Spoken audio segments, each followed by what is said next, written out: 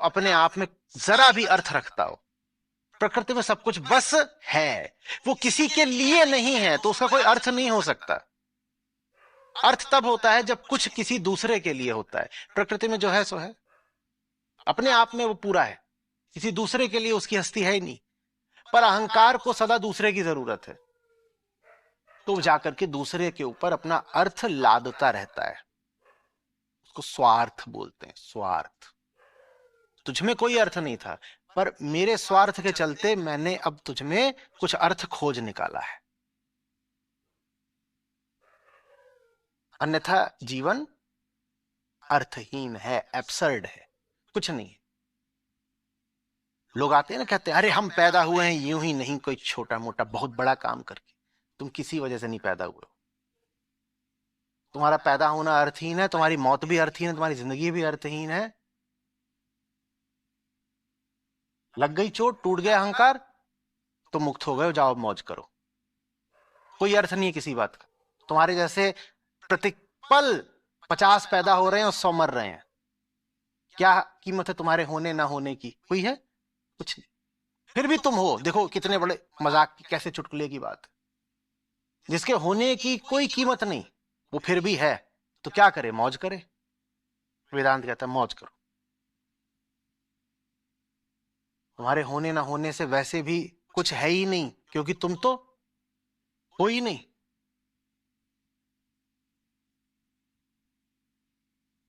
तुमसे किसी को कोई फर्क नहीं पड़ना, तुमसे तुमको भी कोई फर्क नहीं पड़ना, तो लो तुम्हारा सारा बोझ मिट गया।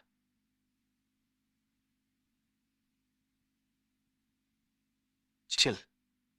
कोई आपके सामने आए बिल्कुल देवदास बन करके कि जिंदगी ने बड़े थपेड़े मारे हैं, बार बार दिल तोड़ दिया है, तो ये जान लेना कि बहुत कामुक आदमी था, 100 तरह की कामनाएं लेकर चल रहा था। नहीं तो जिंदगी इतनी ठोकरें दे ही नहीं सकती, क्योंकि जिंदगी भी पूरे तरीके से व्यक्ति निरपेक्ष है। जिंदगी की कोई मंशा नहीं है किसी को भी दुख देने की, जिंदगी की कोई मंशा नहीं किसी को सुख भी देने की। तटस्थ है, न्यूट्रल है। कोई आके जिंदगी ने तोड़ दिया, जिंदगी ने तोड़ दिया। जिंदगी ने क्या तोड़ दिया? तो दीवार है, तुम जाके उसे अपना सर मारो बार बार, कहो तोड़ दिया तोड़ दिया।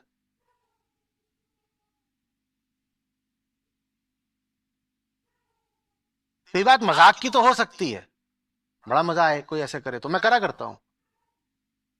मुझे किसी को परेशान करना होता है, वो सामने से आ रहा होता है, तो मैं जाऊंगा और उसके पेट में ऐसे कोहनी मार दूंगा, और फिर उसको रोक के उससे लड़ूंगा। क्यों तू बार बार अपना पेट मेरी कोहनी पे मारता रहता है?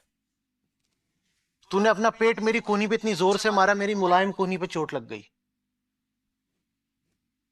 अब वो उधर चल रहा था, मैं अपना ऐसे रास्ता टेढ़ा करके जाऊंगा, उसके पेट में ऐसे कोहनी मारूंगा।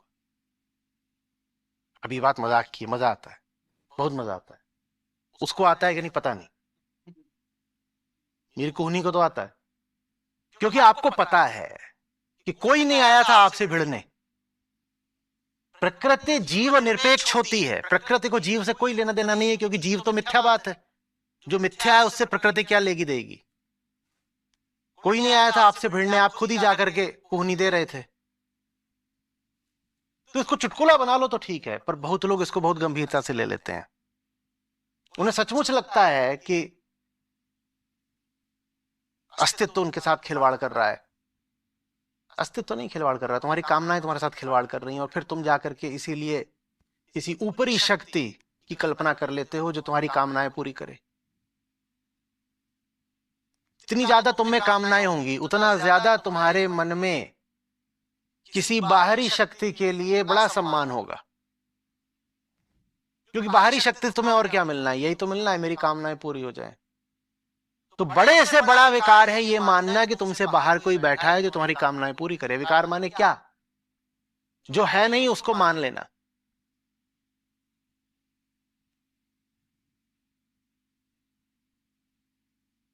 बात आ रही है समझ में? किया सब कुछ धूर,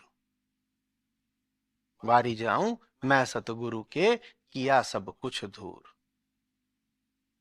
उसका काम यही है कि तुम्हें दिखा दे कि जिन चीजों को कीमत दिए बैठे हो यहाँ पे, उनकी कीमत धूल बराबर है, धूल धूल बराबर है।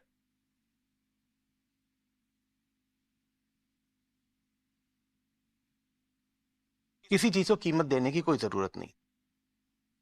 और इस नाते अब बताओ तुम कौन हो गए? वो कौन होता है जिसे अब किसी चीज को कीमत देने की कोई जरूरत नहीं? वो कौन होता है? वो या तो होता है नंगा फकीर, या फिर होता है वड्डा बादशाह। उसे किसी चीज को कीमत देने की कोई जरूरत नहीं। तो इसलिए भारत में हमने आत्मज्ञानी को कभी भिक्षु कहा तो कभी स्वामी भी कहा, और उसके लिए कोई नाम ठीक नहीं है। या तो उसको मान लो कि फकीर है, साधु है, तो भिक्षु, जैसे बुद्ध ने करा कि कहा तुम भिक्षु हो, क्योंकि उनका दर्शन शून्यता का है। कहते नीचे लाओ, खत्म करो, तुम भिक्षु हो। और हिंदुओं ने कहा स्वामी, क्योंकि यहाँ जो बात है, बात वही है पर बिल्कुल दूसरे छोर पे टांगी हुई है। यहाँ पे दर्शन पूर्णता का है। क्या कहता है उपनिषदों का शांति पाठ? ये भी पूर्ण है और वो भी पूर्ण है। पूर्णैदः पूर्णैदम् पूर्णात् पूर्णम उदच्यते। तो वहां पे स्वामी कहा, पर दोनों जगह बात एक ही थी कि हमें कुछ चाहिए ही नहीं है। जिसको कुछ नहीं चाहिए या तो वो राजा होगा, राजा कभी कुछ कहेगा, चाहता है, जो चाहिए सब पहले ही उसके पास है, या वो साधु होगा, साधु को भी कुछ नहीं चाहिए।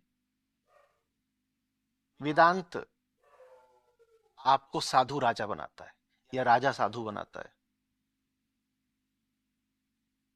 बीच का नहीं रहने देता। किसी कोण से देखो तो आपको लगेगा कि आपको सब कुछ मिल गया, राजा हो गए, और किसी कोण से देखो तो कहोगे किया सब कुछ धूर। जो कुछ फालतू का था वो दिख गया कि धूल समान है, मैंने उसको झाड़ दिया। मैंने उसको झाड़ दिया, मैं भी झड़ गया, क्योंकि मैं भी क्या था, उसी धूल का हिस्सा। उसी धूल के केंद्र में तो मैं बैठा हुआ था। जब सारी धूल झड़ी तो मैं स्वयं भी झड़ गया। किया सब कुछ धूल। इसलिए जो सतगुरु होता है असली, कबीर साहब वाला, उसका मिलना इतना असंभव होता है। वो सब कुछ धूल करेगा और आप जाते हो हीरे मोती की तलाश में। वो आपकी आकांक्षाएं पूरी करने को नहीं बैठा है, वो आपको झाड़ने को बैठा है। जैसे जो डोरमैट होता है ना, पायदान, वो झाड़ा जाता है तो उसमें से धूल ही धूल उठती है ना। हम भी क्या हैं, हम अपनी ही जिंदगी के पायदान हैं।